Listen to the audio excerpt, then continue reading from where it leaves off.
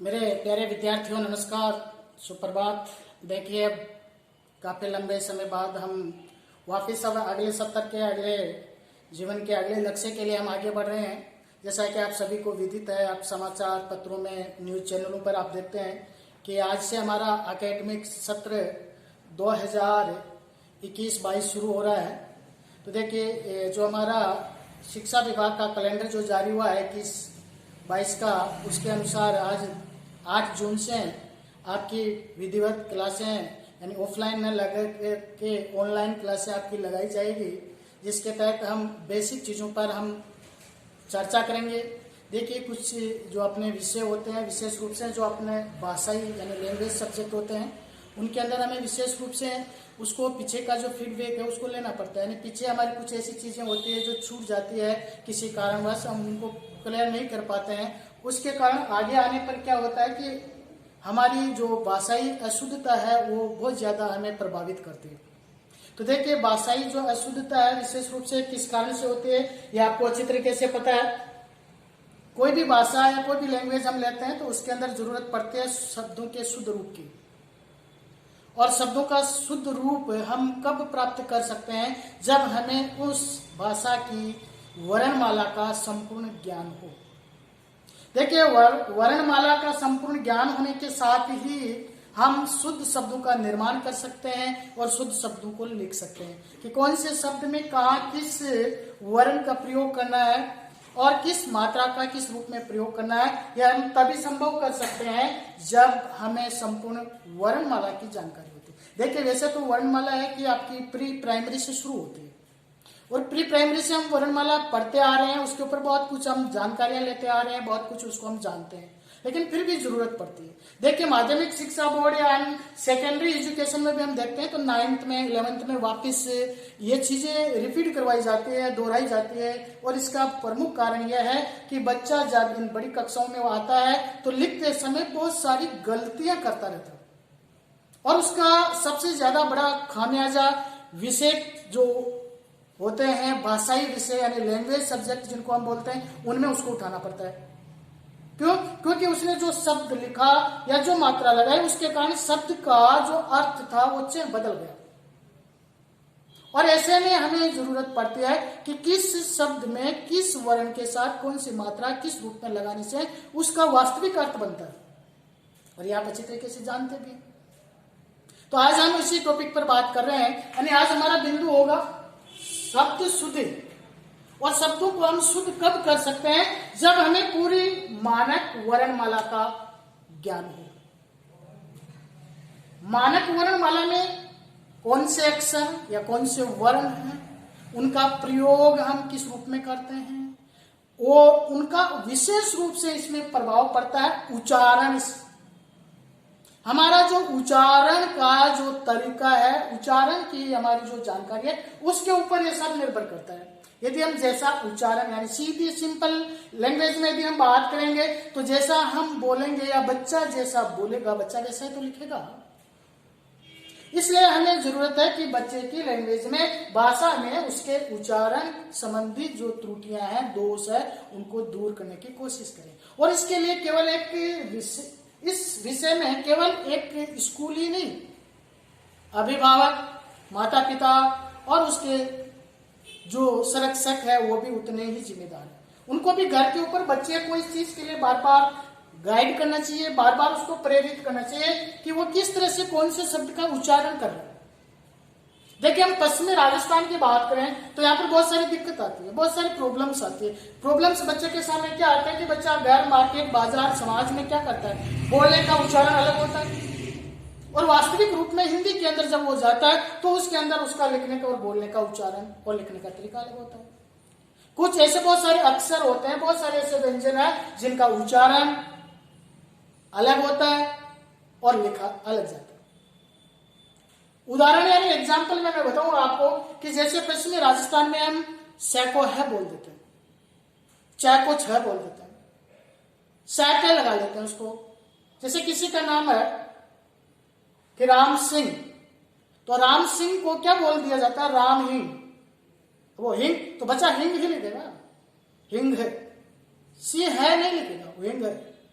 तो स के इस तरह से हम बहुत सारे उदाहरण आप देखोगे दैनिक जीवन में। तो इसके लिए हमें सबसे बड़ी जरूरत होती है कि हमारा प्रॉपर जो हमें ज्ञान होना चाहिए, विशेष रूप से इस पर हमें बार बार इस चीज के ऊपर गहनता से मनन करना चाहिए। क्योंकि जब तक हम शुद्ध शब्दों की वर्तनी का ज्ञान नहीं रखेंगे तब तक हम शुद्ध नहीं लिख पाएंगे, और शुद्ध नहीं लिख पाएंगे तो हमारा जो लेखन है, जब आप कितना भी अच्छा उत्तर आपने लिखा है, यदि उसके अंदर आपकी त्रुटियां हैं और वर्तनी संबंधित त्रुटियों के नंबर उसमें काटे जाएंगे।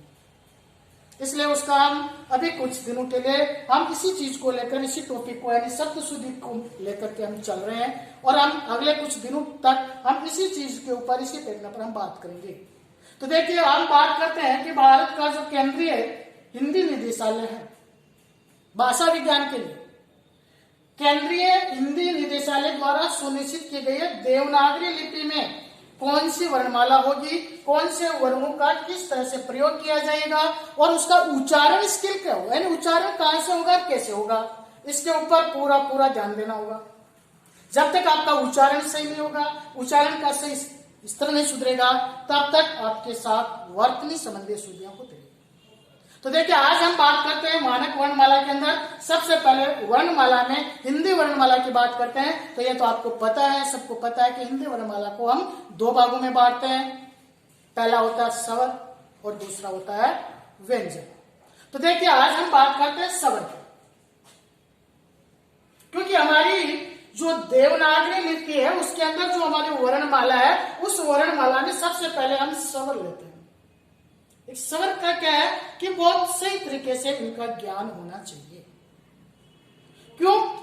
क्योंकि यही हमारे शब्दों में मात्राओं के रूप में प्रयुक्त होते हैं। मात्राओं के रूप में किसका प्रयोग करते हैं? स्वरों का प्रयोग करते हैं।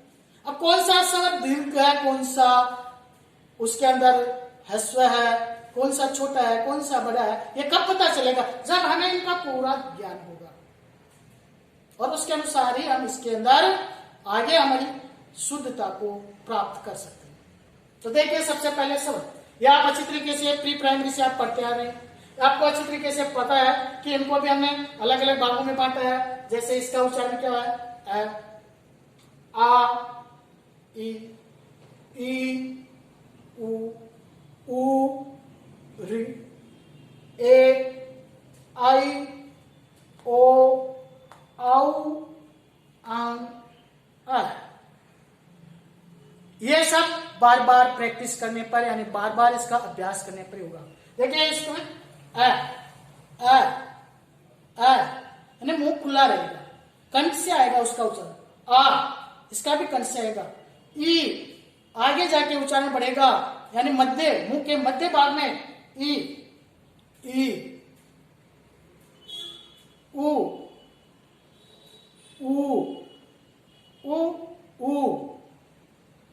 देखिए, आप इनमें हम शब्द लेते हैं दोनों में। पहले वाला ऊ है, उसमें हम लेते हैं उन लोगों ने ऊन के वस्त्र बनाए। ऊन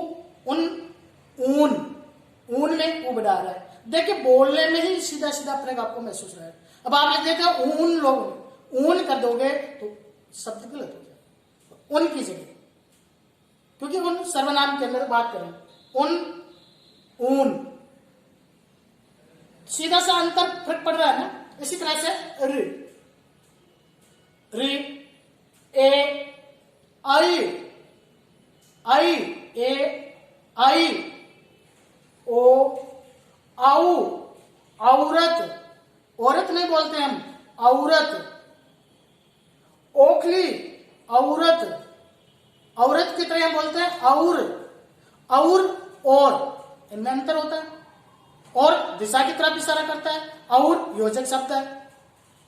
इसी तरह से फिर आगे आपका यह अनुस्वार, और यह आपका विसर्ग, जो विशेष रूप से अनुस्वार का काम में लेते हैं, पंचम वर्ण के स्थान पे काम में लेते हैं। और यह विसर्ग अपना, क्योंकि हिंदी हमारी संस्कृत भाषा की ही एक सरल रूप है, संस्कृत भाषा से हिंदी का प्रादुर्भाव हुआ है, इसलिए इस विसर्ग का हम प्रयोग करते हैं। तो इस तरह से हमारे ये स्वर होते हैं, इनके उच्चारण के आधार पर इनके अलग अलग भाग किए गए। फिर देखिए, मात्राओं में हम बात करेंगे तो ए तो सभी व्यंजनों में मिला हुआ होता है, इसलिए ए की कोई मात्रा नहीं होती है। क्यों? तो उच्चारण में ऑलरेडी जब हम उच्चारण करते हैं किसी भी व्यंजन का तो ए उसके अंदर मिला हुआ रहता है। बिना ए की ध्वनि के व्यंजन का हम उच्चारण नहीं कर सकते। किसी भी व्यंजन में आप उच्चारण करोगे तो ये आपको उच्चारण करोगे, अभ्यास करोगे, प्रैक्टिस करोगे तो इसका आपको आभास हो जाएगा, जानकारी हो जाएगी। फिर देखिए अगला अपना स्वर है आ की मात्रा के लिए हमने इसका प्रयोग करते हैं। इस तरह की मात्रा यदि हम किसी भी व्यंजन के साथ ये डंडा लगाते हैं तो वहां सीधा सीधा आता है कि यहां पर कौन सा स्वर है? आ।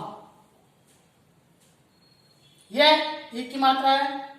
फिर इसको हम बड़े ई की मात्रा के रूप में लगाते हैं। किसी भी अक्षर के यानी किसी भी व्यंजन के साथ यह मात्रा लगी है तो वहां हमें सीधा सीधा ये हमें सूचित करती है कि यहाँ पर बड़ी ई की मात्रा है। बड़े ई का मतलब होता है दीर्घ, जिसमें हमें समय उच्चारण में ज्यादा देना होगा। उच्चारण में समय ज्यादा देना होगा। ई यहां पर ये छोटे ऊ यानी लघु और यहां पर ये दीर्घ, फिर यहां पर ये रिंग। अब इसमें भी देखिए एक और आता है दीर्घ और होती है उसके अंदर, जहां यहां पर डबल हो जाता है यहां लग करके यहां। तो ऐसी स्थिति के अंदर ये क्या हो जाती है? ये दीर्घ बन जाती है, इसे डबल मिलती है। तो हम इस तरह से इन मात्राओं का प्रयोग करते हैं। आई के साथ ओ, औ, फिर ये अनुस्वार और विसर्ग। तो देखिए इस तरह से वर्णों में हम बात करते हैं कि स्वर की यदि आपको कोई परिभाषा पूछे कि स्वर किससे कहते हैं, तो सिंपल सी बात है, सब जानते हैं, बोलते हैं ए आ ई। ए आ ई तो एग्जाम्पल हो गए, उदाहरण हो गए। परिभाषा क्या है? देखिए आप बहुत समय से आप पढ़ते आ रहे हैं और ये सभी के लिए मैंने बहुत बार देखा है, कई बड़ी कक्षाओं में भी देखा है, बहुत बार लोगों को इस चीज का पता नहीं होता है कि आखिर स्वर और व्यंजन में क्या अंतर है। तो देखिए स्वर क्या होते हैं? जिन वर्णों का उच्चारण करने के लिए अन्य किसी वर्ण की सहायता नहीं लेनी पड़ती। स्वरों के उच्चारण में, स्वर के उच्चारण में किसी भी अन्य वर्ण की जरूरत नहीं पड़ती, यानी इनका उच्चारण स्वतंत्र रूप से होता है। स्वरों का उच्चारण है वो स्वतंत्र रूप से होता है, जबकि व्यंजन का उच्चारण करने के लिए आपको इस स्वर की सहायता लेनी पड़ेगी। इसी तरह के जो बिना किसी अन्य वर्ण की सहायता के जिनका उच्चारण होता है उन्हें स्वर कहते हैं और इनकी संख्या 13 होती है। स्वरों की संख्या वो 13 है।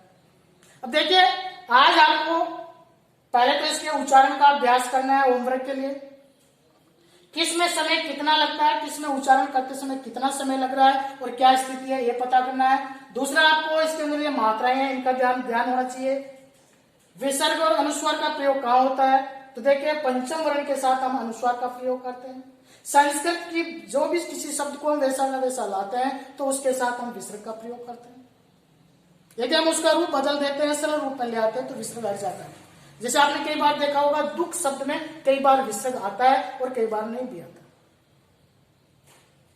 तो इस तरह से आज आप ये अपनी कॉपी के अंदर इनको आप लिखोगे और अगले वीडियो में हम बात करेंगे स्वरों के वर्गीकरण की, कि इनको कितने भागों में किस रूप में बांटा गया है, उसके लिए हम बात करेंगे। तब तक के लिए नमस्कार। होमवर्क के लिए आज आपको या अपनी कॉपी में आपको सबको इस तरह से लिखना है। धन्यवाद। जय हिंद।